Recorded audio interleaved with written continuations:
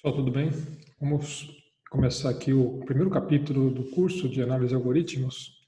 Nesse capítulo introdutório, a gente vai fazer uma análise sobre as ordens de funções. Concretamente, a gente vai falar sobre a notação Big O, ou em português a gente costuma chamar de Ozão, e outras notações similares. É um curso, uma aula bem introdutória, um pouco teórica, mas necessária para que a gente possa, ao longo do curso, entender alguns conceitos que são muito importantes na análise de complexidade de algoritmos.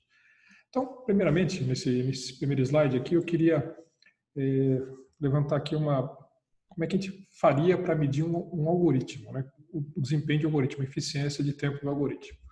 Se você tem um determinado problema, que é preciso implementar uma solução para ele, um algoritmo, um programa, e eu quero medir a eficiência, o desempenho, o tempo que ele gasta. Então, o que eu vou fazer? Eu preciso gerar instâncias desse problema, instâncias que têm variações nos valores das entradas e nos tamanhos das entradas. Então, preciso variar as duas coisas. Vamos pegar um exemplo para poder entender melhor. Imagina que a gente tem que ordenar um vetor. Para ordenar um vetor, então eu tenho que definir vários exemplos com vetor de tamanho 10. Então, já uma entrada de tamanho definido, e nesse tamanho de entrada 10 eu tenho que colocar, por exemplo, todos os valores iguais, ou valores que já chegam em ordem decrescente, ou de maneira aleatória. Então, são vários tipos de entrada de tamanho 10. Vou ter que fazer isso também com tamanho 11, com tamanho 12, com tamanho 50, tamanho 100. Então, repare que a gente varia tanto o tamanho da entrada, como as instâncias de mesmo tamanho, que é preciso medir. E o desempenho do algoritmo muda nesses dois aspectos, né? Para diversos tamanhos de entrada e também para diversas situações de mesmo tamanho. A gente mede o tempo de tudo isso e tenta, de uma maneira, colocar isso num gráfico, plotar esses resultados. O que a gente obteria? Aqui está um exemplo, né, do que seria obtido. Eu estou supondo aqui, na verdade, que eu só tive 3 instâncias de mesmo tamanho. Na verdade, eu posso ter muito mais do que 3, né? Aqui é uma simplificação do exemplo. E então está variando o tamanho de 0 até 100 e 3 instâncias, né, para cada tamanho. Então, repara que é complicado você definir aqui, a partir desses resultados, um determinado gráfico. Primeiro, porque aqui só tem 3 pontos, mas você poderia ter diversos pontos. Tá? E por que os tempos variam para o mesmo tamanho? Aqui, por exemplo, o tamanho 50 tem 3 pontos. Porque, de novo, pegando o exemplo que eu comentei, né, de ordenar um vetor de tamanho 50 aqui no caso, o vetor, se ele tivesse com todos os valores ordenados já inicialmente, de repente ele pode gastar menos tempo do que se ele tivesse com valores aleatórios, ou aqui, por exemplo, se ele tivesse todos os valores iguais, depende do algoritmo. Mas é importante perceber que a situação inicial do problema, conforme ela é alterada, ela resulta num tempo distinto na hora que o problema é resolvido pelo algoritmo. Então, essa situação que a gente encontra geralmente quando faz essas simulações. E aí vem a dificuldade de traçar um gráfico, de fazer uma análise, né, desse desempenho. Fazendo uma simplificação da situação, a gente pode entender dessa maneira o desempenho do algoritmo. A gente pode traçar aqui, na verdade, 3 curvas, que é o melhor caso, né? O caso médio e o pior caso. E vamos dizer assim, o primeiro fato que a gente pode concluir, né, através dessa análise, é que o tempo de execução de algoritmo geralmente cresce com o tamanho de entrada. Isso é bastante natural, porque você tem mais dados para processar, portanto, mesmo que as instâncias de mesmo tamanho variam, né, é natural que uma instância maior gaste mais tempo do que uma instância menor. E, ao mesmo tempo, a gente observou isso, né, que instâncias de tamanho iguais geralmente tem variação, porque são situações iniciais distintas. O tempo médio, talvez, à primeira vista, possa ser o valor mais importante para a gente calcular. Mas alerto aqui que há uma dificuldade intrínseca nisso, né, porque calcular tempo médio significa que você precisa fazer algum tipo de suposição sobre as possíveis situações que essas entradas surgem na vida real. Quer dizer, qual que é a probabilidade de cada tipo de instância de um determinado tamanho aparecer como dado de entrada do teu algoritmo. Esse tipo de exposição não é simples de fazer, geralmente envolve cálculos de probabilidade e como às vezes não se tem esses dados, e ainda se tiver, geram cálculos complicados, então geralmente o tempo médio não é a melhor forma de analisar o algoritmo. Qual que é o caso que é mais comumente utilizado? Né? É o caso de tempo máximo, ou o pior caso, por duas razões. A primeira razão, talvez não seja óbvia, mas é muito importante, é que ela é mais fácil de analisar. A gente vai ver exemplos aqui daqui a pouco, né? Porque você pensa no pior caso, já faz geralmente uma suposição, faz um cálculo bem definido para o pior caso, você supõe que todas as situações ruins do algoritmo ocorrem, né? E aí a gente tem uma maneira assim já mais simples de medir o tempo. Então essa é uma das razões, é mais fácil de analisar. Mas a razão mais importante é a segunda, né, que o tempo de pior caso ele é crucial para a qualidade das aplicações. Então, se existe, né, um tempo ruim que pode ocorrer, né, isso pode, vamos dizer assim, tornar inviável o uso daquele algoritmo. Por outro lado, se eu tenho a certeza de que o pior caso ele é rápido, então eu tenho a garantia de que aquele algoritmo ele é bom na prática. Então, essas duas razões, né, principais para que a gente estude, né, o tempo de pior caso.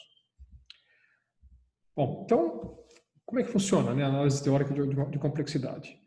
Primeira ideia, então, que a gente tem que, comentei agora, né, tem que levar em consideração todas as possíveis entradas, né, para poder analisar o pior caso. Então, tem que prever qualquer tipo de situação inicial da minha entrada. Não é que a gente está aqui prevendo erros, né? Os erros, em geral, você pode tratá-los à parte, né? Inclusive, a gente nem vai aqui, nos algoritmos apresentados, fazer a checagem, né, a verificação da consistência da entrada, né? Isso não é relevante na análise de algoritmos. Você pode simplesmente testar se a entrada é correta, se a entrada faz sentido, e depois executar o algoritmo. Tá? Então, a gente não está aqui pensando em consistência de entrada, a gente está pensando em possibilidades que são corretas e que podem ser entradas do nosso algoritmo. O segundo aspecto muito importante é que nós precisamos fazer uma análise que seja independente de hardware e software. Por uma razão muito simples, né? Que hardware e software muda com o tempo. Isso é a única certeza que a gente tem na computação é que o hardware e o software vão mudar. Os algoritmos não necessariamente melhoram assim, mas de uma maneira muito lenta e às vezes chegam em certos aspectos já não conseguem mais melhorar substancialmente, mas o hardware e o software são coisas que estão continuamente em pesquisa, em avanço, então a gente precisa fazer uma análise que de certa maneira, torne hardware e software não decisivos na análise de tempo. Então a gente tem que abstrair esses dois aspectos. Por isso a gente fala de operações primitivas. O que são operações primitivas? São as operações básicas que um algoritmo realiza. Por exemplo, uma das mais primitivas possíveis é a atribuição de valor para uma variável. X recebe 5. Essa atribuição, do ponto de vista de computação, significa que o algoritmo vai copiar, né, um determinado valor numa posição de memória. Que aquela posição de memória corresponde à variável. Então, essa carga de valor numa posição de memória é uma atribuição. Claro que isso pode ser feito em várias posições de memória, uma única posição de memória, então varia um pouquinho conforme o tipo da variável, mas, grosso modo, a gente pode entender isso como uma operação primitiva. É diferente, por exemplo, se eu vou atribuir para uma variável indexada, um vetor, uma matriz, porque já depende do tamanho. Eu estou supondo uma variável não indexada, uma variável simples. Comparação entre valores. Então, por exemplo, se um valor x é maior ou igual ao valor y, se o caractere vale ou não vale tal código, são comparações. Evidentemente que comparar caracteres demora menos que comparar números reais, mas, grosso modo, também, novamente, a gente pode entender que são operações básicas similares. Cálculo aritmético. Uma adição, uma subtração, uma multiplicação, uma divisão. E também, de certa maneira, a gente pode entender cálculos mais complicados, como, por exemplo, a função trigonométrica, que geralmente é feita através de uma série, né? Mas que a gente pode supor que não são funções do ponto de vista de loops, né? De laços, mas tem um tempo máximo associado a esse cálculo. Novamente, a gente sabe que os cálculos não gastam todos ao mesmo tempo. Uma adição, por exemplo, é muito mais rápida que a multiplicação, que por sua vez é muito mais rápida que um cálculo trigonométrico. Mas a gente pode entender, grosso modo, que são cálculos com tempo bem limitado. Chamada de função. Não me refiro aqui ao cálculo da função, à execução da função, mas a chamada basicamente definir os valores dos parâmetros e empilhar a chamada na pilha de execução. A gente vai ver pilha de execução lá no capítulo 3, mas adianto que geralmente o tempo de chamada pode ser considerado como tempo constante, embora a gente saiba que conforme seja maior o número de parâmetros, esse tempo de chamada é maior, né? Porque afinal de contas você precisa inicializar os parâmetros, é preciso copiá-los na pilha de execução, mas, novamente, colocando aqui uma série de restrições, que o número de parâmetros não seja tão grande, que não há variáveis indexadas como parâmetro. Então, nessa situação toda, a gente pode entender que também é uma operação primitiva com tempo limitado. E etc. Né? Há várias outras operações primitivas, a gente tem que definir razoavelmente bem o que é isso, mas a gente não vai aqui fazer todo um elenco, né? É preciso, de certa maneira, entender que são operações cujo tempo é limitado. Eu coloquei aqui mais uma indexação, né? A gente vai ver no capítulo 3, também é uma operação primitiva, porque envolve o cálculo de um índice, a busca de um valor na memória, e tudo isso também a gente entende que são operações com tempo bem limitado. Tá? Então, essas operações primitivas são distintas, gastam um tempo diferente, preciso colocar bem quais são as restrições, mas iremos contabilizá-las todas como tempo unitário. E vejam aqui que aqui é uma abstração, né? É uma simplificação, né? Mas vocês vão entender daqui a pouquinho com um exemplo. E está aqui o exemplo. Né? Nós vamos analisar aqui com um pouquinho de mais atenção esse pseudocódigo aqui que está próximo da linguagem C, que é um programa que busca o maior valor presente num vetor de tamanho n. O vetor é esse vetor A de inteiros. Por estar na linguagem C, o primeiro índice é 0, então vai de 0 a n-1, os índices dele. E esse algoritmo, ele está tudo pintado em colorido, eu vou explicar daqui a pouco por que essas cores, né? Mas o que ele faz basicamente é guardar essa variável a posição 0 do vetor e um loop de 1 até n-1, que verifica se a posição corrente é maior que o valor máximo armazenado nessa variável. Se for, atualiza a variável. E no final, essa variável é retornada como o valor máximo do vetor. Tá? É um algoritmo muito simples. E nós vamos analisar todas as operações básicas que aparecem nesse algoritmo. Tá? Vou inspecionar esse código e vamos calcular, em função de n, que é um dado de entrada, o número máximo de operações primitivas que esse algoritmo executa. Então está aqui a cor azul. Essa cor azul ela se refere a esse primeiro comando azul. E o que você pode observar? Que aqui nesse comando azul inicial temos uma atribuição e uma indexação. Então são duas operações básicas nesse primeiro comando. Em seguida temos uma atribuição. Essa atribuição aqui, embora esteja no loop, ela é executada uma única vez. Então essa atribuição vermelha corresponde ao IRSV1, está fora do loop. Em seguida tem um loop. Esse loop for, ele vai ser executado n-1 vezes. E ele começa com um teste. A gente vai supor que o teste seja verdadeiro para que o loop ocorra. E aí vem o que está aqui nessa cor aqui, né? Uma indexação e um teste. Indexação e um teste. E uma atribuição e uma indexação, que está aqui embaixo, né, em verde, que no máximo vai correr para cada vez que esse teste for realizado. Então, no pior caso que a gente está analisando aqui, isso aqui dá sempre verdadeiro, e essa atribuição e essa indexação em verde são executadas. Então, a gente tem que pensar no pior caso. Então, o pior caso é quando o if sempre dá verdadeiro. Existem situações que ele não vai dar verdadeiro? Sim, claro. Né? Mas aí você cortaria esses tempos aqui que correspondem ao verde. Mas a gente está analisando o pior caso, então temos que supor que isso aqui vai acontecer sempre true para poder contabilizar esses dois valores. Finalmente, ocorre o incremento, que é esse i++ aqui no final do for, e esse loop termina. Tá? Quando o loop termina, o último teste aqui, né, o teste aqui dá falso, ele é executado fora do loop, e finalmente tem um return que retorna o valor da solução. Então, reparem que aqui tem o número de operações básicas realizadas por esse pseudocódigo. Se a gente somar aqui, vocês vão observar que o total são 5 operações aqui, 1, 2, 3 aqui em cima, mais 2 aqui embaixo são 5. E tem um loop de n-1 vezes que temos aqui dentro 6 operações básicas.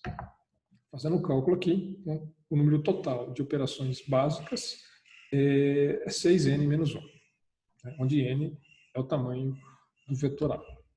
Tá?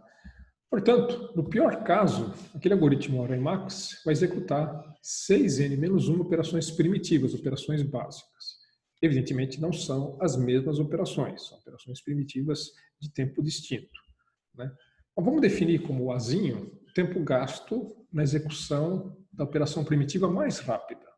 Por exemplo, seria uma atribuição.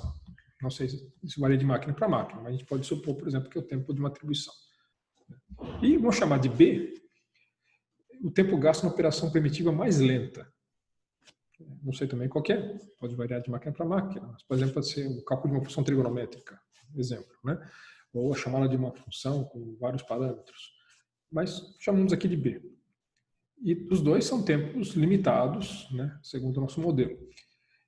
E Tn é o tempo real de execução de pior caso desse algoritmo. Portanto, isso aqui é um dado bastante relevante, Tn vai estar limitado para esses dois valores, A vezes 6n-1 e B vezes 6n-1, onde A e B são valores que dependem da máquina onde o algoritmo está sendo executado.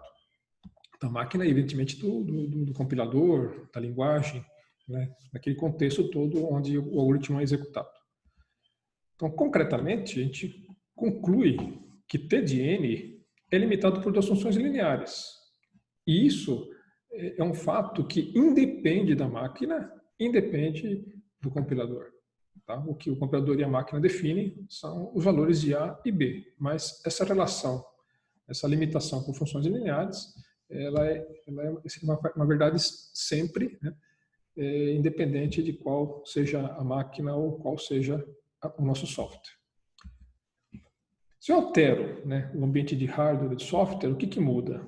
Fatores constantes, valores de A e B que são alterados. E claro que todo um intervalo de valores que ficam entre A e B.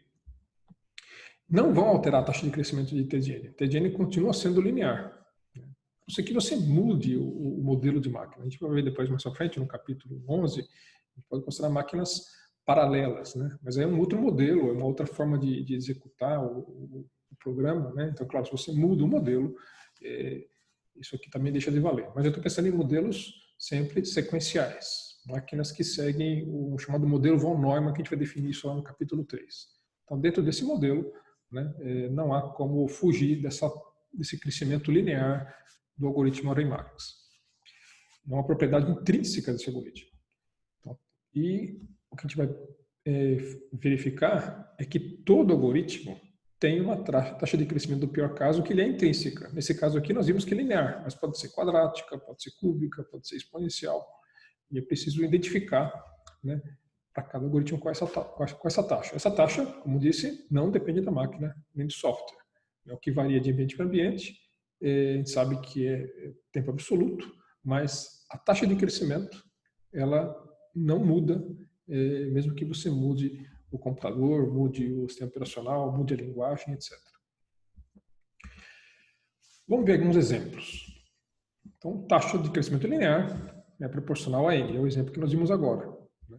Poderia ser quadrática, poderia ser cúbica, ou poderia ser também de outras ordens. Né?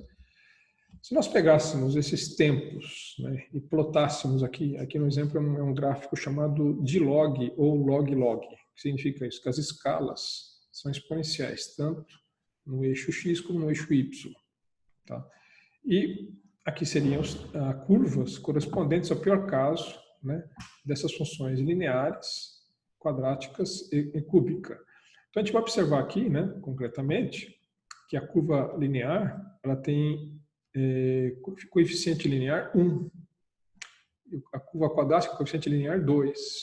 A cúbica, coeficiente linear 3. Então, a gente observa aqui, né, nesse gráfico de log, né, o próprio índice, né, da função. Então, a gente observa que essa taxa aqui tem crescimento maior do que essa aqui é maior do que essa. Então, quando a gente plota esses valores num gráfico de log, ou log-log, fica claro a diferença de taxa de crescimento. Essa taxa de crescimento ela não é afetada por fatores constantes, nem por fatores de ordem mais baixa. Exemplo, né? Então, por exemplo, aqui tem imagine que a função de tempo seja 10 quadrado n mais 10 à quinta. Como isso aqui cresce mais do que isso, significa que isso aqui é uma função linear, independente dos valores multiplicativos, né?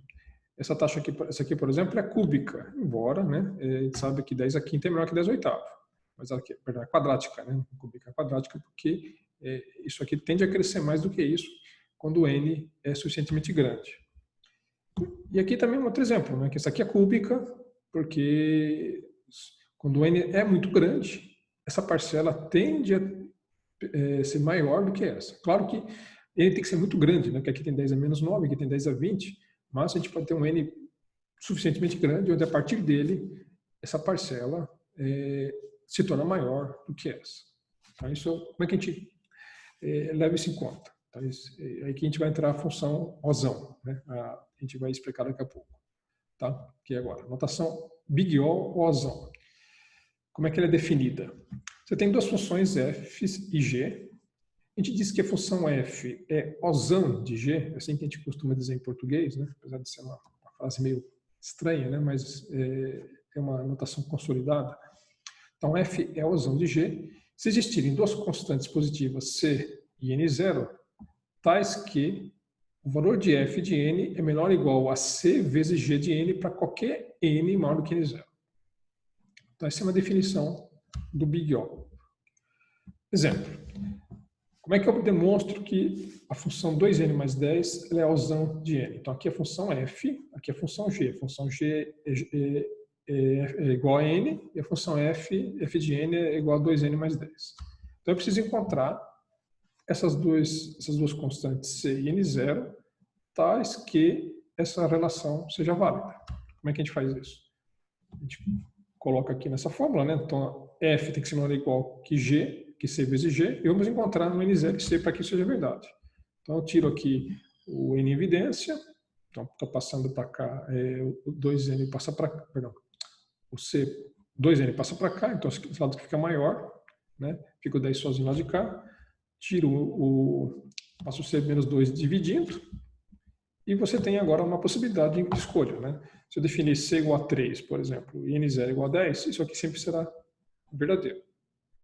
Então, existem constantes, concretamente, não são as únicas, mas existem c igual a 3 e n0 igual a 10, onde essa relação se torna verdadeira. O que isso significa na prática? Então, primeira ideia, basta que exista. Basta mostrar valores para c e n0 que existam. E está aqui mostrado. O que isso significa na prática? A gente plotar, essas funções aqui no gráfico de log. Então, reparem, a função f é a que está em marrom. Está aqui, essa função f em marrom. A função g é a que está aqui em vermelho. E essa função pontilhado é g multiplicado por c. Então, o que está acontecendo? A gente primeiro observa que essas três funções elas têm a mesma taxa de crescimento. Todas elas têm, na verdade, o mesmo coeficiente linear, que é 1. Tá? Aqui no desenho talvez não fique muito claro, mas todas as três têm o coeficiente 1. E o que se observa é que essa função g, quando ela multiplica por 3, ela simplesmente é transladada para cima.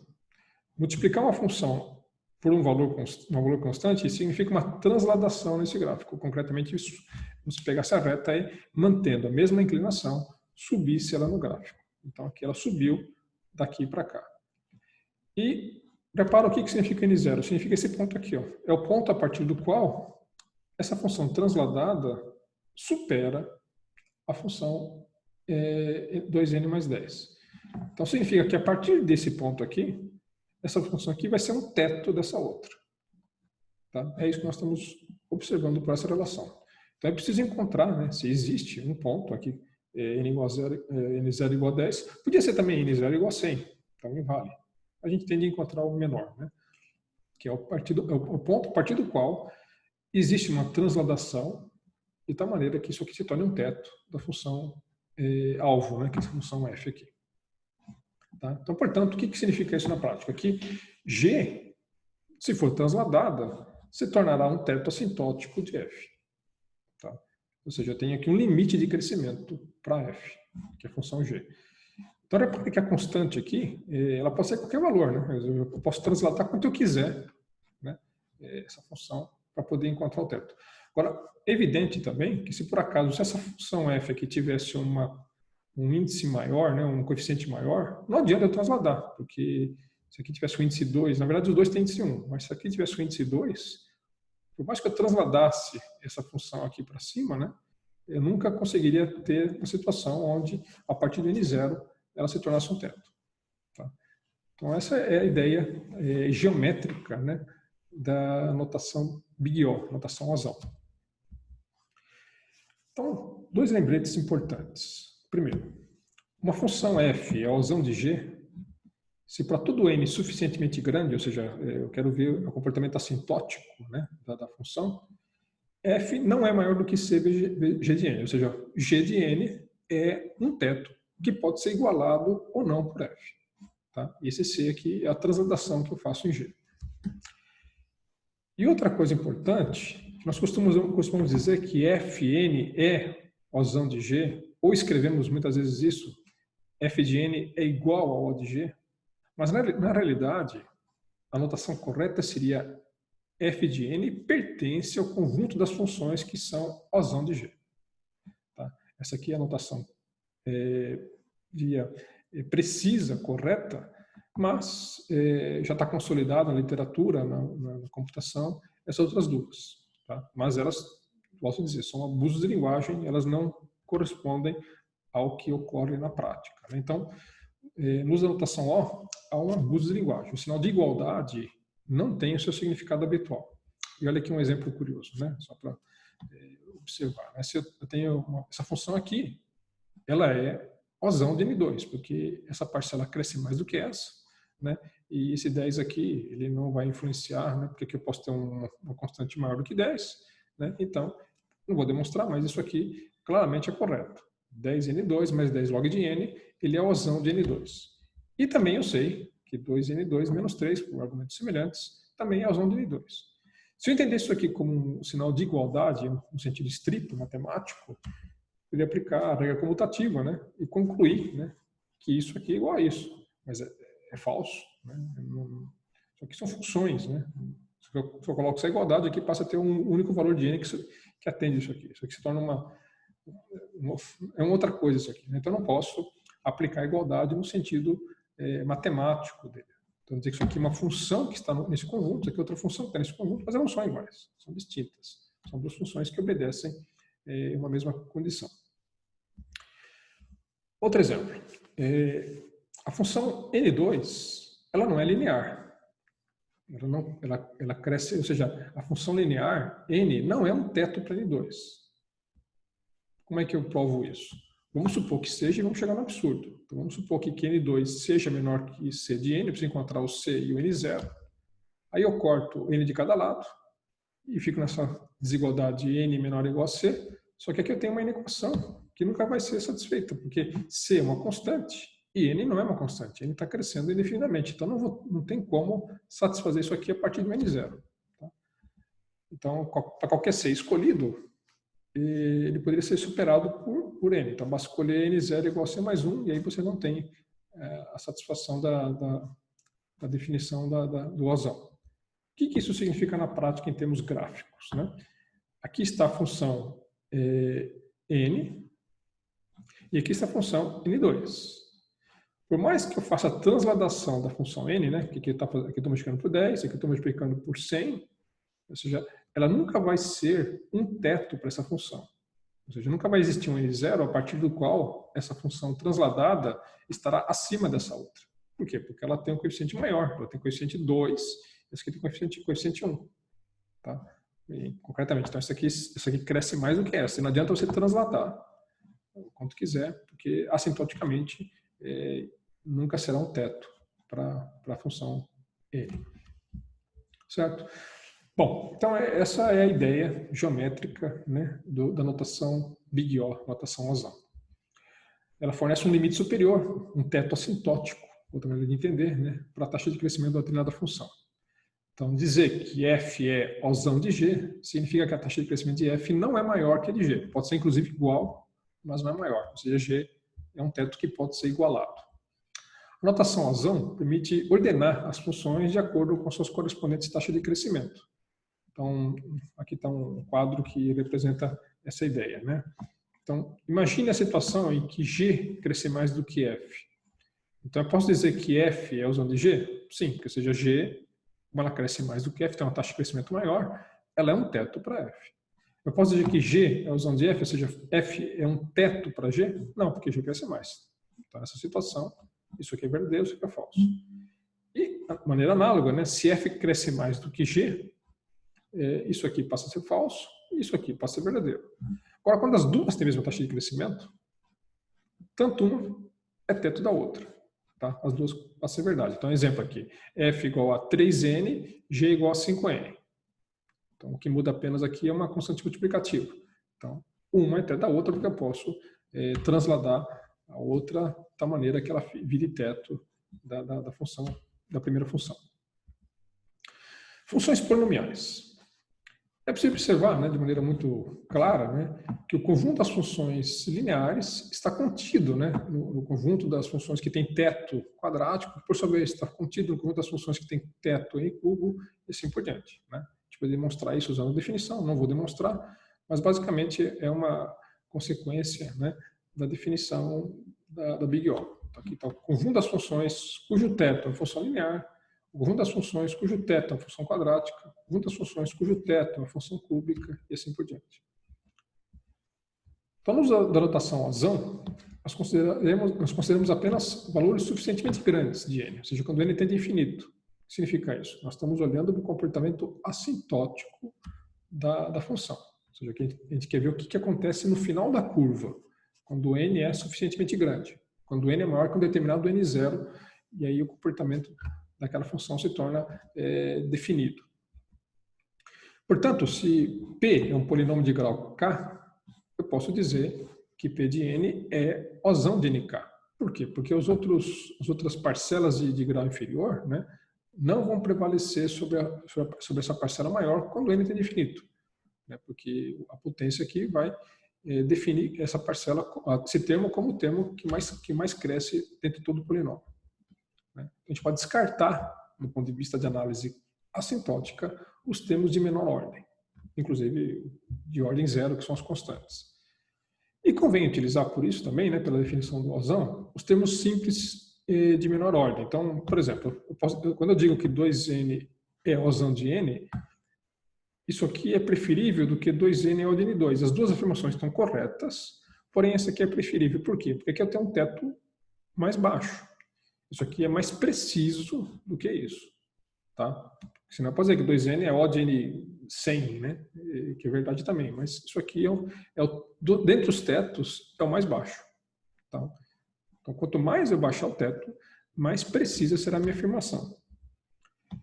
E 3n mais 5 é O de n, é preferível a 3n mais 5 é O de 3n. Isso aqui também está correto. Mas para que essa constante multiplicativa aqui dentro? Porque não é necessário, porque na própria definição de Big O, eu posso embutir uma constante multiplicativa aqui. Portanto, isso aqui se torna desnecessário e não é incorreto, é desnecessário e uma complicação aqui na própria definição. Tá? Então, a gente sempre usa termos simples e de menor ordem para precisar mais a afirmação. Aqui tem uma curva, aqui tem um gráfico, né, com várias curvas que mostram o crescimento de algumas funções. São 5 funções, não, 6 funções. Né? Tem a função constante aqui igual a meio, a função log de n na base 10, a função log quadrado de n na base 10, log cubo de n na base 10. Então, o que a gente pode observar aqui? Né? Esse comportamento se torna definido a partir de 10. Por quê? Porque 10 é a base.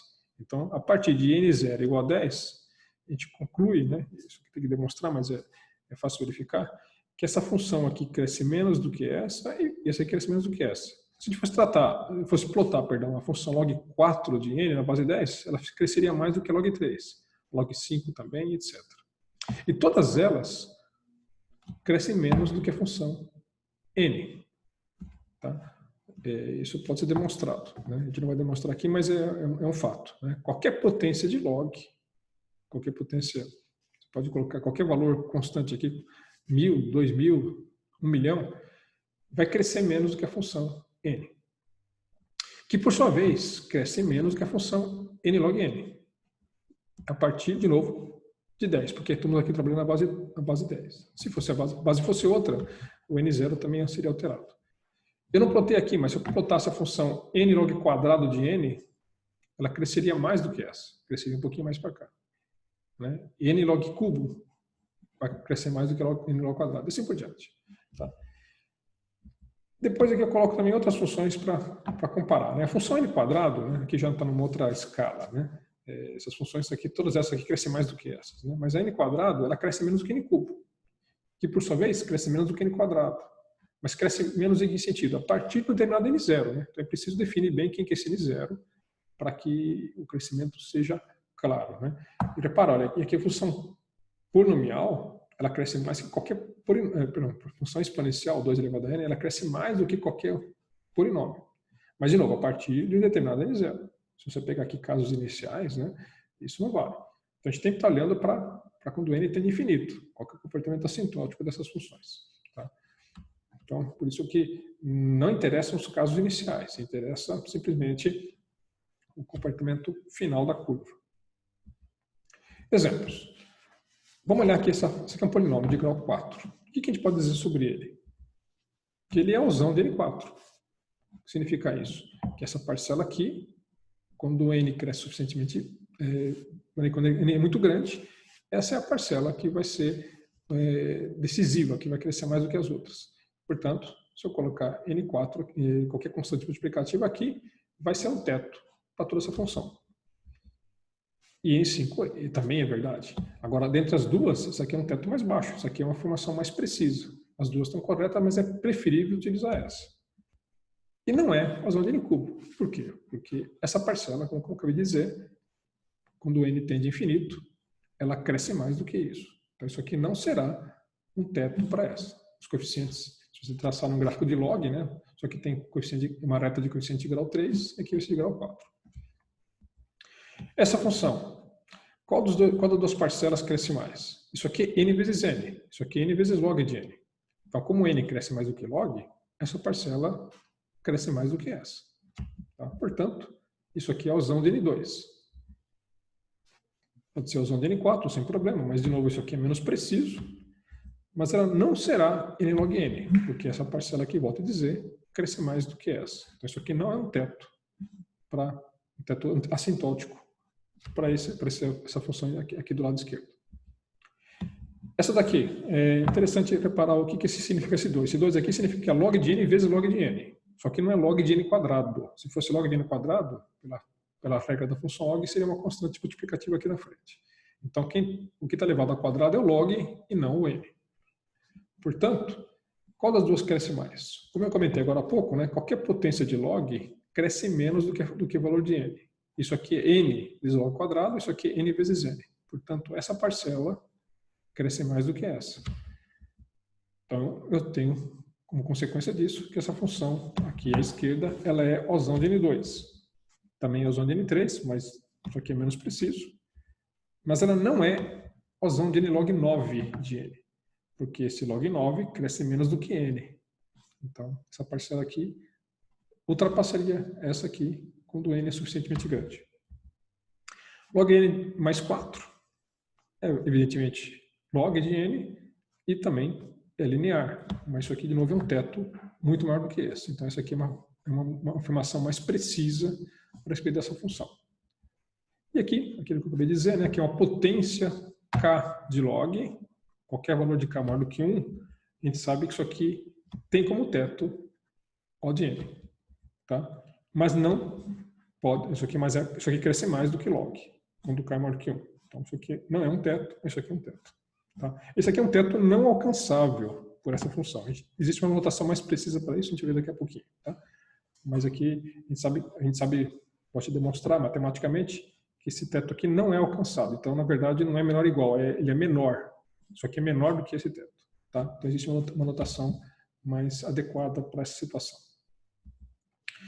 Hierarquia entre funções. Né? Então, a gente pode estabelecer uma hierarquia entre as funções. Aqui vou dar alguns exemplos apenas, né? Não são todas as funções. A gente pode concluir, né, através da definição razão, que existe uma hierarquia. Essa aqui estou indo de funções de ordem mais baixa para funções de ordem maior. Né? Então, aqui seria a função constante, a função logarítmica, a função linear, a função n log n, quadrática, cúbica. Eu estou chamando de polinomial as que têm grau maior do que 4, né? Mas, de novo, isso aqui não é bem verdade, porque isso, a linear, a quadrática, a cúbica também são polinomial, tá? Mas aqui, só para montar uma tabelinha legal, né? Eu estou chamando de polinomial apenas as que têm grau maior do que 4. E aí você tem uma hierarquia, né, de valores. E a exponencial cresce mais do que todas as outras. E há outras funções aqui. A gente não está colocando aqui a função fatorial, por exemplo, que cresce mais que a exponencial e assim por diante. Tá? Então, existem infinitas funções, né? E a gente pode, através da notação razão, criar uma ordem, uma hierarquia de valores, uma hierarquia de comparações entre elas. Tá? E, claro, por que nos interessa isso? Porque a gente vai ver o desempenho dos algoritmos se encaixarem aqui. Né? Então, por exemplo, né, a busca binária, né? Isso aqui é um teto busca binária. Isso aqui é um teto para somatória de duas matrizes quadradas, e assim por diante. Né? Então, a gente tem os tempos, eles vão se encaixar, né? O tempo de pior caso dos algoritmos vão se encaixar aqui nessas funções que são limites de tempo para execução. Então, a análise assintótica descreve o tempo de pior caso dos algoritmos com notação O.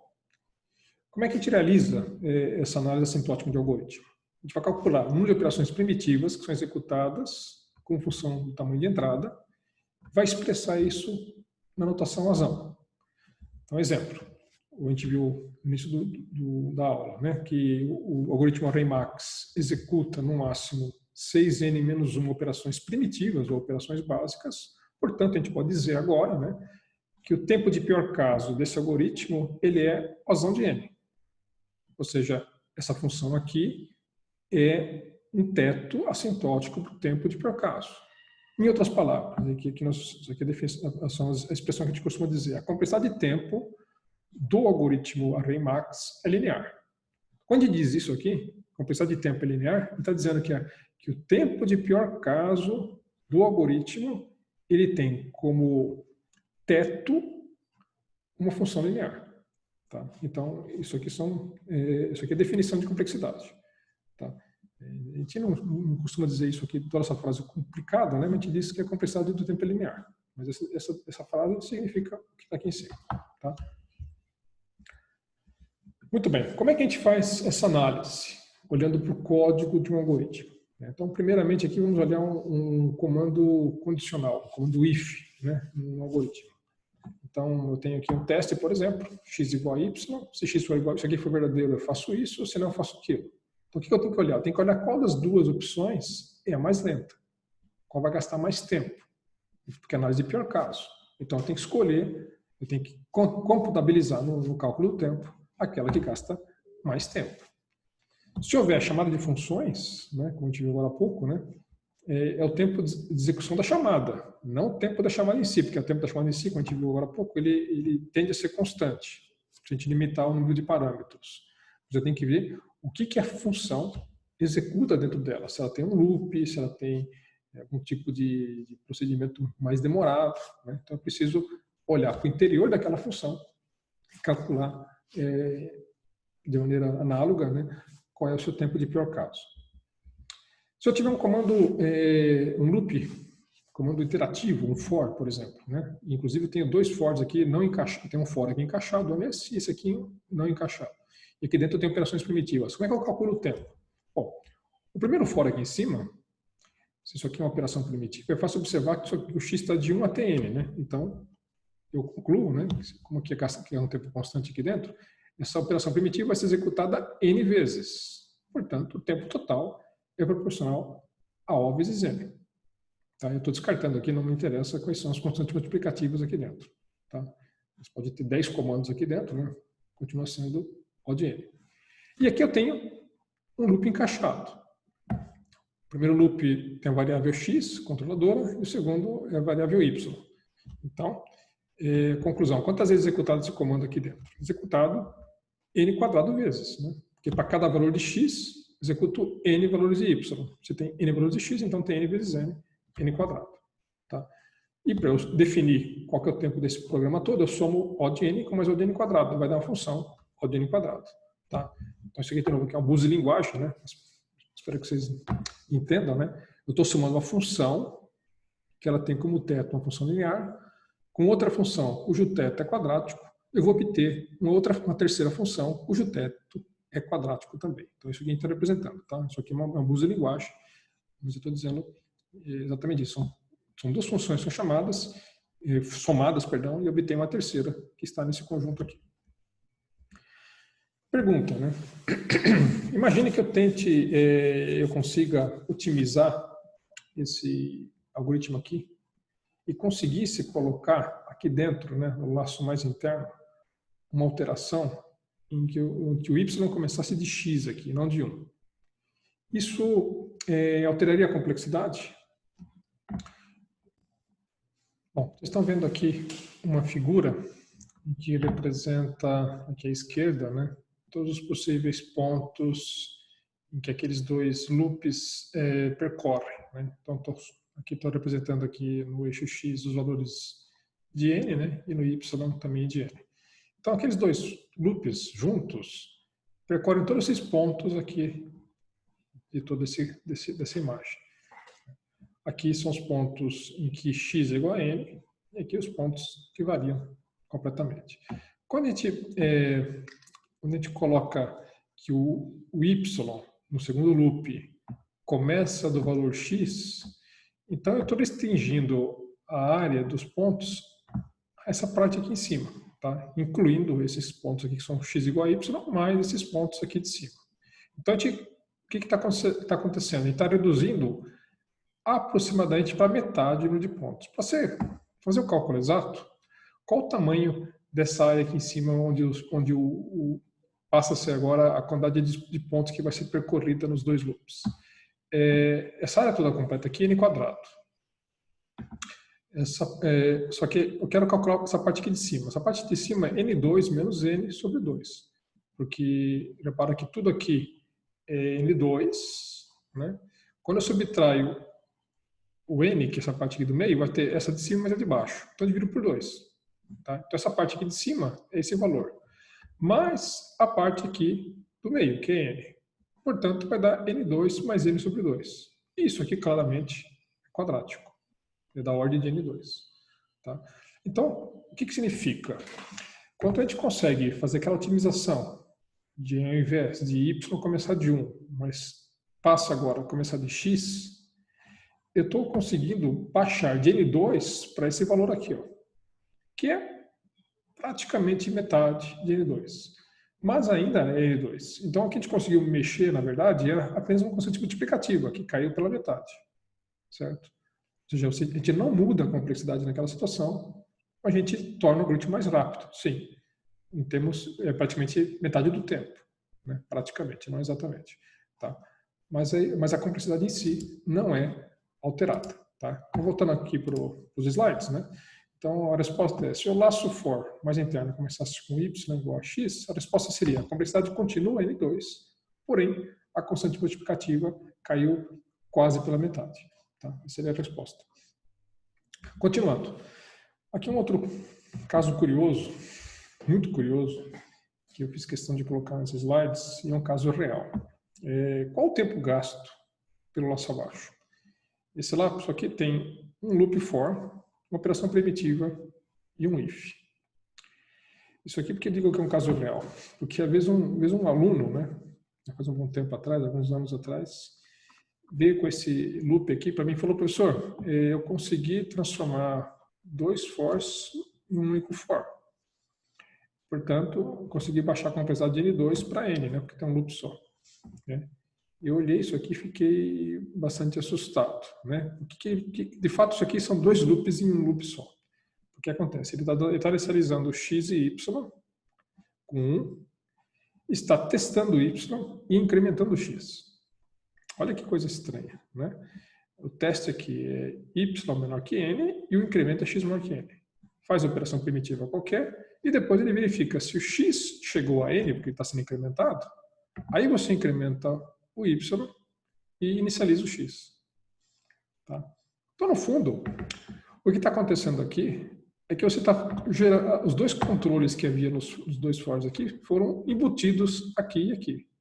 Mas o número de vezes que essa operação primitiva é executada continua sendo quadrática. Tá certo? Então, pessoal, o que eu quero alertar aqui com esse código maluco, né, é que não importa a maneira como você escreva o loop, né, aqui está disfarçando, né, dois loops em um único loop. Isso é irrelevante. O que é relevante é o número de vezes que essa operação primitiva é executada. Então, reparem que escrever dessa maneira não altera, né, muito pelo contrário, né, confunde a cabeça do leitor. Né, isso aqui é uma péssima maneira de codificar um algoritmo, né? Isso aqui não é recomendável, pelo contrário, é não recomendável. E você não está melhorando nada, você está simplesmente tornando confuso um código e em termos de tempo, é exatamente a mesma coisa. Tá? Então, evitem isso aqui, né? E não é assim que se analisa o algoritmo, não é assim que otimiza o algoritmo, não é fazendo esse tipo de gambiarra aí que vocês estão vendo. Né? Bom, exercícios. Vamos falar aqui de um algoritmo paralelo. Tá? Esse curso aqui não é de análise de algoritmo paralelo. A gente vai falar disso rapidamente no capítulo 11, no final do curso apenas. Né? Toda análise aqui ela é baseada em algoritmos sequenciais. Né? Mas eu queria, em poucos momentos, acho que esse é um dos momentos do curso, dar uma pequena pitadinha aqui de paralelismo para mostrar alguns conceitos interessantes. Né? Então, o que eu estou sugerindo aqui é tentar fazer uma paralisação daquele array max, né, que é o algoritmo que vocês viram agora há pouco, que encontra o maior elemento num vetor de n posições. Como é que a gente poderia tornar paralelo esse algoritmo? Né? E a dica é usar n processadores. Como é que a gente pode fazer isso? Vocês estão vendo aqui uma figura que, de certa maneira, tenta representar a ideia do algoritmo paralelo. A ideia aqui é fazer o famoso mata-mata. Tá? Vocês imaginam aqui um torneio de tênis, né? Por exemplo, um Grand Slam, onde você vai 2 a 2 vão se enfrentando e vai tendo um vencedor que por sua vez enfrenta outro vencedor até restar apenas um. Então, qual que é a ideia? Como eu tenho P igual a N, eu preciso encontrar o valor maior dentre N's, posso imaginar a seguinte situação. Cada processador recebe um valor e compara com o valor que está em outro processador.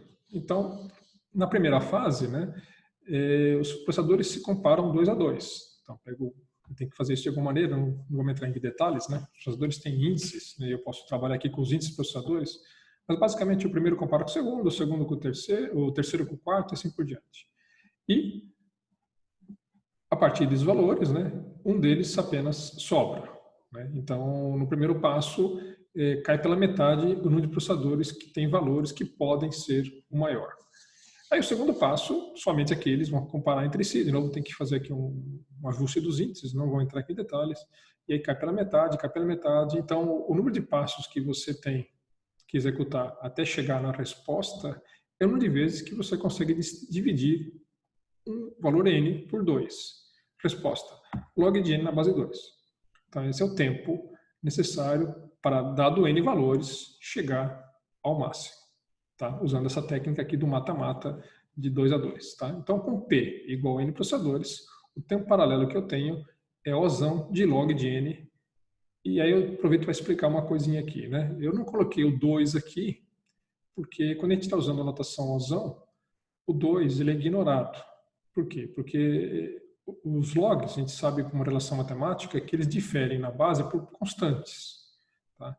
Então, colocar 2 aqui seria uma coisa desnecessária, tá? Então, quando a gente coloca log na notação O, é um log sem base, porque a diferença entre as bases é uma mera constante, tá? Então, o que eu quero dizer, no fundo, é que o tempo aqui é da ordem de log de qualquer base.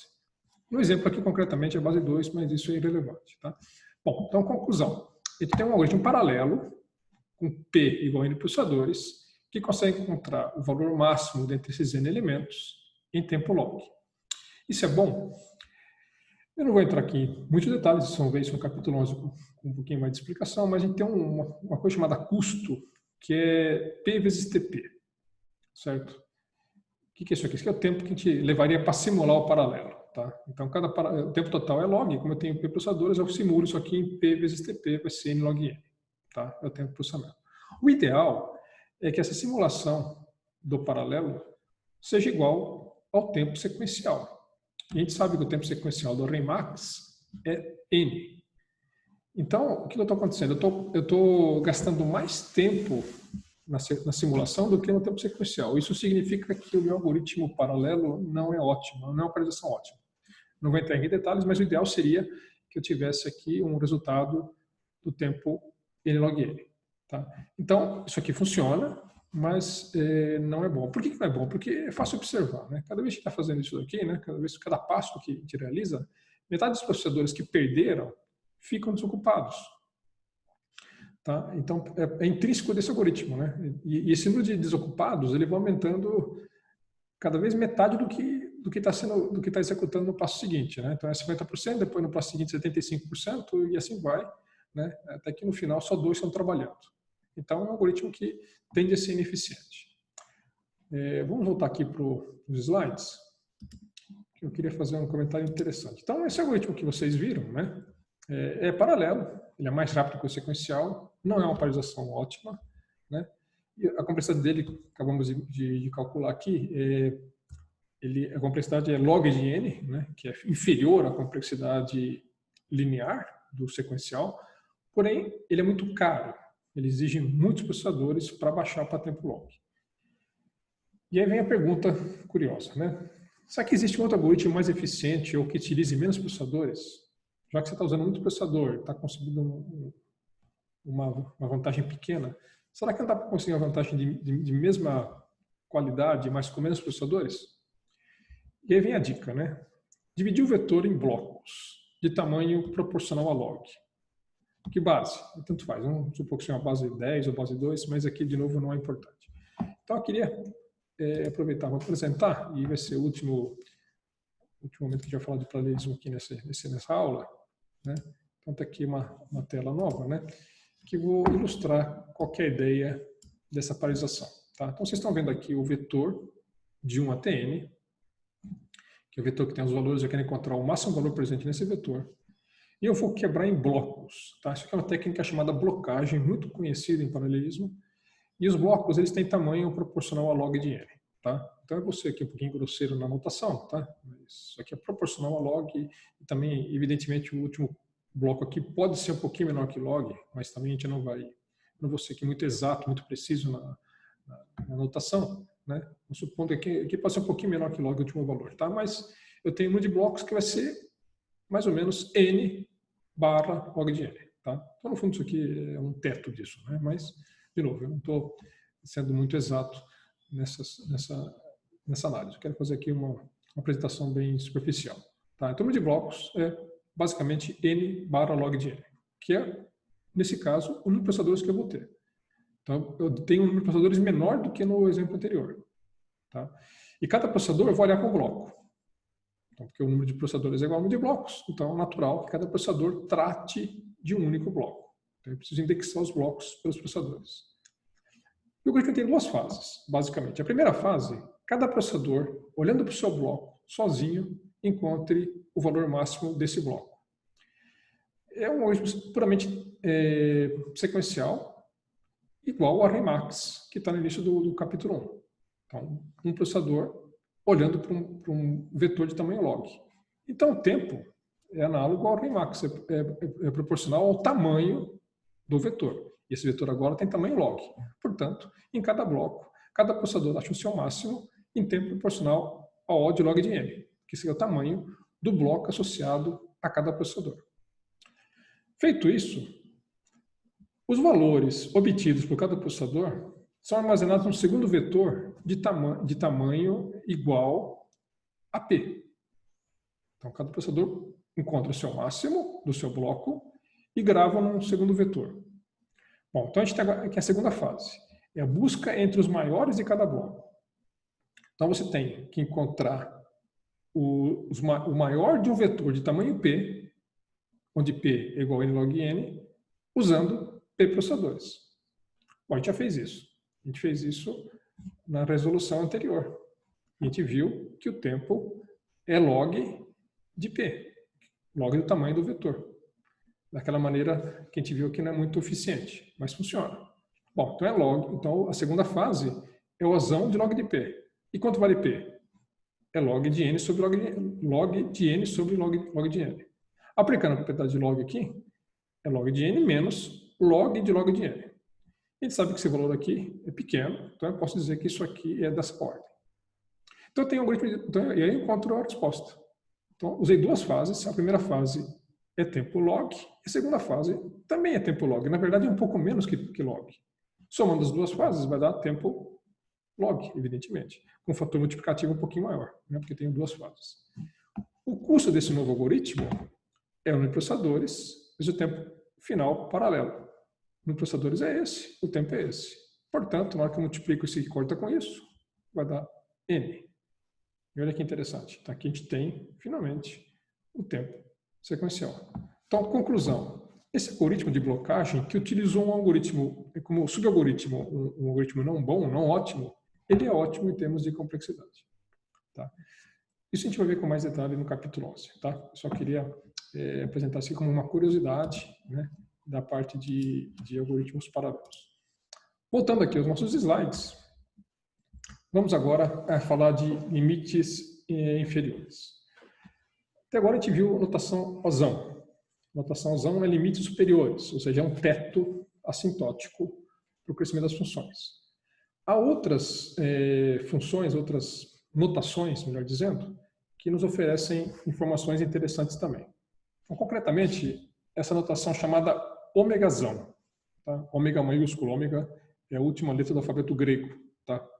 Então, o que é o ômegazão de G?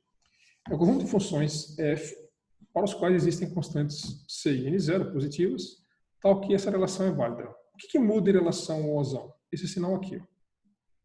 Antes era menor ou igual, agora é maior ou igual. A situação aqui, de novo, é sintótica. Então, para qualquer n maior que n0. Então, o que eu estou dizendo aqui? Que esse cara aqui agora não é mais um teto, ele é um piso para a função f. Tá? Então, a notação ômegazão, ela é análoga à notação Ozão, mas ela nos oferece agora um piso, um limite inferior para o crescimento de funções. Exemplo. Eu posso dizer que essa função aqui, ela tem como piso a função constante? Sim, isso aqui é correto. Então, essa função pertence ao ômegazão de 1. Também pertence ao ômegazão de n. E também pertence ao ômegazão de n2. Agora, qual dessas informações é mais relevante? Aqui é o contrário do ômegazão, eu queria o teto mais baixo, que eu quero aqui é o piso mais alto. Então, essa informação aqui é mais relevante, porque aqui eu tenho um piso mais alto. Tá? Mas, por outro lado, se eu aumentar aqui o piso para N3, isso aqui já não é mais verdade.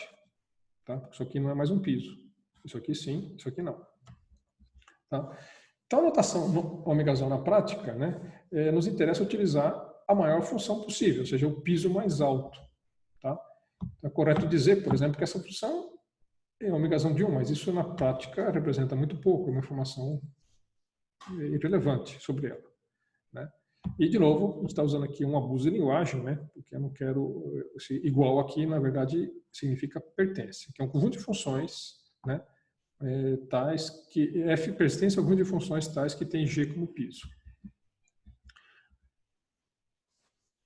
Outra notação importante, a notação θ. Tá? Quando a função pertence simultaneamente ao Ozão de G e ao ômegazão de G, então ela pertence, na verdade, ao θ de G. O que eu estou dizendo aqui? Que G é, ao mesmo tempo, isso é importante, ele é um teto e um piso para F. Como é que ele pode ser um teto e um piso? No fundo, ele é da mesma ordem. Tá? Então, essa é a definição. Então, F é teto de G se ele pertence às funções que têm G como teto e G como piso. Tá? Ou, notação similar, ele ao mesmo tempo, isso aqui é equivalente a isso. Né? Ou também é equivalente a isso aqui. Ele pertence... G é teto de F e F é teto de G, e aqui a gente coloca G é piso de F e F é piso de G. Então, todas as três definições aqui são absolutamente equivalentes. Tá? E também tem uma definição mais precisa, que está aqui embaixo. Né? A gente diz que θ de G é o conjunto de todas as funções F para as quais existem constantes positivas C1 e C2, tais que então, F está limitado, né, por C1G e C2G. E isso do ponto de vista assintótico, né, para qualquer valor de n maior que n zero. Então, todas essas definições aqui são equivalentes e representam essa situação aqui, né, em que as duas funções são de mesma ordem. Tá? Bom, ainda não terminamos aqui as notações. Porém, quando nós dizemos que f é θ de g, o que isso significa na prática? Se você calcular a divisão de f por g para quando n tende a infinito, você vai obter uma constante, porque as duas são de mesma ordem. Por outro lado, se essa constante for 1, então a gente costuma dizer que as funções são equivalentes, ou seja, elas não são da mesma ordem, mas elas têm inclusive quase a mesma constante multiplicativa. Então, exemplo, vamos pensar aqui em funções quadráticas. F é 4n2 mais 5n. Esse aqui seria 4n2 menos 3n. Então, quando você faz o cálculo, com entendendo infinito da divisão entre elas, vai dar 1. Se essa primeira aqui tiver uma constante contrária, que é 4n2, aqui fosse 3n2, a constante aqui ficaria 4 terços. Então, já não seria da mesma ordem, da mesma constante multiplicativa. Mas seriam, sim, θ uma da outra. Por outro lado, quando a gente faz esse cálculo de f dividido por g, quando n tendendo a infinito, e dar zero, o que significa isso? Que essa função cresce menos do que essa, quando n tende a infinito. Então, a gente tem a notação Ozinho. O que é a notação Ozinho? Está dizendo que g é um teto para f, mas é um teto que f não alcança. Então, um pouquinho mais restritivo que o Ozão. O Ozão é quando ele é um teto que pode ser alcançado, que é um teto que não é alcançado. E de maneira análoga, né, quando você faz a divisão das duas e dá infinito, G é um piso, né, ou seja, F cresce mais do que G, então G é um piso, mas é um piso que F não alcança, que não atinge, né? F está acima desse piso, necessariamente. Tá? Então, essas são as notações que complementam a notação Ozão. Tá? A melhor maneira de entender essas notações todas é usar uma tabela que está no livro do Corme, que faz uma analogia muito interessante, a analogia assintótica de duas funções f e g, fazendo a analogia com comparações de números reais a e b. Essa tabela aqui, novamente digo, está no livro do Corme, então eles fazem aqui uma analogia. Então, se você tem uma função f que é Ozão de g, que significa que g é um teto para f. Então, a ideia é essa ideia de que, assintoticamente, f é menor ou igual a g. G é teto e pode ser igualado. Quando você diz que f é ômegazão de g, g é um piso, mas é um piso que pode ser igualado. Então, a ideia é de que maior ou igual. Quando f é θ de g, significa que são da mesma ordem, então é igual. Quando você diz que f é Ozinho, significa que isso aqui é um teto não alcançável, então é menor. E quando usa ômegazinho, isso aqui é um piso que não é alcançável, está acima desse piso. Tá? Então essa analogia é bem interessante, né? E nos ajuda a entender melhor essas notações. Essa aqui é mais importante, mas é importante conhecer todas as outras, né? Para que a gente vai utilizar ao longo do curso em diversas situações. Exemplos. Vamos tentar memorizar essas notações através de exemplos. Né? Então está aqui um polinômio de grau 4, o que eu posso dizer dele? Que ele é exatamente da ordem de n4, então ele é θ de n4, porque aqui a parcela que cresce mais é essa daqui, e quando eu digo isso, isso aqui é um teto e um piso ao mesmo tempo para essa função. Essa função ela é assintoticamente tem como piso e como teto n quadrado. E ela cresce menos que n5 e não atinge n5, então eu posso colocar um ozinho aqui de n5. Só que n5 não é isso aqui é um teto não alcançável, mas só que está errado, não é um piso não alcançável, porque ela cresce menos que isso daqui. Seria correto dizer, por exemplo, colocar como, por exemplo, o ômegazinho de n3. Ômegazinho de n3 seria correto. Essa daqui, qual das duas parcelas cresce mais? N2, certo? Portanto, ela é teto de N2. Ela cresce mais ou igual a N? Sim, porque N2 cresce, na verdade, mais que N2. Eu ia colocar, inclusive, ômegazinho de N aqui. Né? Mas o ômega também está correto. Mas isso aqui é um teto igualável? Não. Seria um ômegazinho disso daqui. Isso é verdade, mas não um ozão. Tá? Porque isso aqui cresce mais do que isso. Qual das duas parcelas cresce mais? A primeira. Das três parcelas, a primeira aqui cresce mais é a primeira. Portanto, isso aqui é teto de N2. É ômegazinho de N2 log 2? Sim, porque isso aqui, na verdade, isso aqui é da mesma ordem disso, mas isso aqui cresce mais. Então, por causa dessa parcela, isso aqui é verdade.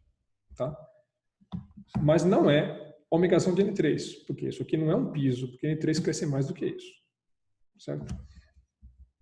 E log de N? Log de N é exatamente da ordem de log, evidente. E aqui, volto a dizer, não tem base, tá? Só que qualquer base, porque as bases de log são diferentes em função de apenas uma constante multiplicativa, que é ignorada. Mas eu não posso dizer que é ozinho de log. Tá? Não é ozinho de log porque é da mesma ordem. Certo? E log K? A gente tinha visto no exemplo anterior. Ele não é da ordem de N, porque isso aqui cresce mais que isso, e ele é ozinho de N. Isso aqui é correto. Tá? Então, isso aqui é uma notação mais precisa sobre log de K, em qualquer K positivo aqui, né? Maior que 1. Então, é uma função que cresce menos do que N. Isso aqui é um teto não alcançável. Certo? Muito bem, então acho que fica claro essas notações todas, né? E vamos para o último assunto desse primeiro capítulo, que é os conceitos de lower bound e upper bound. Tá?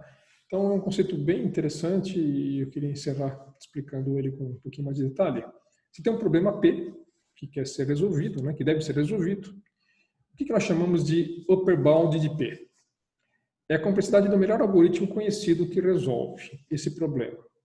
Tá? Então, vamos pensar aqui no exemplo que nós vimos agora há pouco. Né? Nós queremos encontrar o valor máximo de um vetor. Então, acabamos resolvendo ele em tempo linear. Existe um algoritmo melhor do que tempo linear na máquina sequencial? Não, não existe. Existe na máquina paralela. Então, na máquina sequencial que a gente está considerando, o upper bound, que é a complexidade do melhor algoritmo conhecido, é linear, O de n. Lower bound é uma medida teórica. E é uma situação um pouquinho mais complicada aqui, porque eu preciso provar, preciso dar alguma argumentação que me diga que a complexidade mínima necessária em qualquer resolução desse problema é o lower bound. Repara que é uma afirmação muito forte, porque eu estou dizendo isso para qualquer algoritmo que exista ou que venha a existir. Então, repara como é forte. Estou dizendo aqui, não é possível que exista um algoritmo cujo tempo de pior caso é inferior ao lower bound. Como é que eu posso dizer isso? Né? Então, precisa de uma argumentação muito forte. Mas um lower bound bem óbvio, né, numa máquina serial, é o tamanho do problema, porque eu preciso lidar com todos os elementos do problema. Então, por exemplo, no caso do array max, né, que eu quero encontrar o maior elemento do vetor, é fácil concluir que o lower bound tem que ser o tamanho do vetor. Caso contrário, alguns dos elementos se perderia. Né? Não tem como achar o máximo sem consultar todos. Portanto, eu tenho aqui que o lower bound óbvio, né, de um problema numa máquina sequencial é o tamanho do problema. Às vezes a gente consegue subir esse lower bound. A gente vai ver concretamente no caso da ordenação, né, um pouquinho mais para frente, aí no capítulo 5, perdão, a gente vai mostrar que é possível subir o lower bound em situações particulares. Mas geralmente é difícil fazer isso. Então, conclusão, né, a gente deseja diminuir o upper bound, que é um limite prático, ou seja, o tempo de pior caso, o melhor tempo de pior caso conhecido, ou a gente quer subir o lower bound, que é o limite teórico, que é o mínimo necessário na resolução algorítmica de qualquer problema. Quando os dois são da mesma ordem, a gente tem uma situação ideal, que é um problema computacionalmente resolvido, que é o que acontece no caso do array max, porque você tem aqui o limite teórico é linear e o limite prático é linear. O que significa? Que o array max ele é ótimo em termos de complexidade de tempo. Ou seja, não dá para conseguir um algoritmo que tenha complexidade inferior ao array max que vocês viram nesse capítulo. Então, ou seja, é um problema, o problema de encontrar o maior valor de um vetor tamanho n é um problema que está, do ponto de vista de complexidade de tempo, computacionalmente resolvido. Tá? O que você pode mudar nele? Eventualmente, uma constante multiplicativa, mas não a complexidade. Tá? É isso que esses conceitos estão nos dizendo. Isso geralmente não é fácil de obter. Vou dar aqui um exemplo para vocês. Pega o caso de multiplicação de matriz de ordem n. Matriz quadrada de ordem n. Qual que é o lower bound desse problema? É o tamanho do problema. Você tem que calcular uma matriz que tenha n quadrado de elementos. Portanto, o limite teórico inferior é n2. Eu não consigo gerar uma matriz de tamanho n2 em tempo inferior a n2, certo? Porque eu quero calcular A vezes B gerando C, e tanto A como B como C tem n quadrado de elementos. Portanto, o limite teórico aqui, para gerar a matriz C, que é o produto de A por B, vai ser n2. Qual que é o limite prático? Para vocês hoje, né, sem conhecerem os algoritmos mais avançados, né, que a gente vai ver no capítulo 10 concretamente, um deles, né, seria 3 fors. Né? Eu preciso de 3 fors que percorrem, que fazem o produto interno de todas as linhas e colunas de A e B para gerar C. Então, para cada elemento de C, que é a matriz resultado, eu preciso de um produto interno de uma linha para uma coluna. Isso vai gastar tempo linear para cada elemento de C. Conclusão, como são n quadrado de elementos, eu vou gastar total n cubo. Então, o limite prático, dentro do conhecimento atual que vocês têm, seria n cubo e o limite teórico aqui, n quadrado. Então, existe um gap aqui entre n quadrado e n cubo. Então, dessa maneira, você não tem a resolução ótima de uma matriz, da multiplicação de matrizes de ordem n. E a má notícia é que até hoje não se conhece um algoritmo ótimo para isso. Tá? Se conseguiu baixar o limite prático, a gente vê depois, está abaixo de n3, mas o limite teórico não foi subido, não conseguiu subir de n2. Então, existe ainda um gap. Isso mostra que é um problema computacionalmente aberto ainda. Né? Muito interessante. Então, a gente vai ver isso em alguns outros casos. Tá? Por fim, né, último slide agora, para finalizar o capítulo 1, né, algumas conclusões, algumas ideias básicas sobre o que nós vimos aqui nesse primeiro capítulo. Né? Então, na análise de complexidade de algoritmo, né, nós estamos interessados no seu comportamento geral. Então, aquilo que eu falei no começo. Né? Eu não estou aqui preocupado, né, em se a máquina está usando o processador com tal clock, se ele é última geração, se ele tem mais memória RAM ou menos memória RAM. São detalhes que aceleram, evidentemente, a resolução do problema, mas não mudam a complexidade do algoritmo. Tá? Então, a gente tem que abstrair de questões de hardware e também questões de software. Né? Nós não estamos preocupados aqui se é uma linguagem orientada a objetos, qual compilador está sendo utilizado, etc. Tá? Então, são situações que a gente abstrai aqui na análise. A gente está olhando no comportamento geral, né? E tentando encontrar resultados que não dependem nem de hardware nem de software. Outro fato importante que vocês devem ter observado é que a complexidade de um algoritmo geralmente é obtida em função do tamanho da entrada do problema. Tá? Esse é um elemento, esse é um dado, um parâmetro muito importante. Quer dizer, a gente viu que geralmente acontece isso. Quanto maior o tamanho do problema, maior o tempo. Então, o parâmetro de análise de complexidade geralmente é o tamanho da entrada do problema. E nós estamos olhando, e isso nós observamos agora há pouco, né, que a análise de algoritmo ela é baseada geralmente no comportamento assintótico do tempo de pior caso. Tá? Ou seja, a gente está olhando para o final da curva. E que curva? A curva do tempo de pior caso. Tá? E trabalhando, geralmente, nós vamos ver isso, com exceção do capítulo 11, né, a gente vai trabalhar no modelo de acesso aleatório, que é o modelo von Neumann, que eu vou descrever isso lá no capítulo 3. Então, esse é o mundo, né, onde nós estamos trabalhando. Eu não comentei, mas aproveito para comentar agora, que essa análise aqui de comportamento assintótico do tempo de pior caso, ela tem alguns inconvenientes. Tá? Nós vamos ver isso mais para frente. Né? Dois inconvenientes que eu queria alertar aqui já para vocês. O primeiro deles, como é análise assintótica, ou seja, final da curva, a pergunta é, quanto vale o N0? Se esse N0 for muito grande, muito grande, ou seja, talvez não seja um valor prático. Eu estou olhando para o final da curva, mas se de repente o final da curva está muito longe, ou seja, nos casos práticos, o valor de N é bem menor que N0. Pode acontecer isso? Pode. Né? Então vamos ver mais para frente esse problema. Segundo problema, pior caso. Se o pior caso for muito excepcional, eu estou medindo o tempo para uma situação excepcional. Então, se por acaso acontecer, e acontece, a gente vai ver depois, algoritmos onde o pior caso é ruim, mas um pior caso que não ocorre na prática, você está medindo a complexidade de maneira, diria, um pouco equivocada.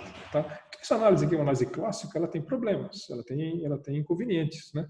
E nós vamos ver isso mais para frente com exemplos concretos. Tá? Então, ficamos aqui nessa primeira aula. Um abraço a todos, até mais.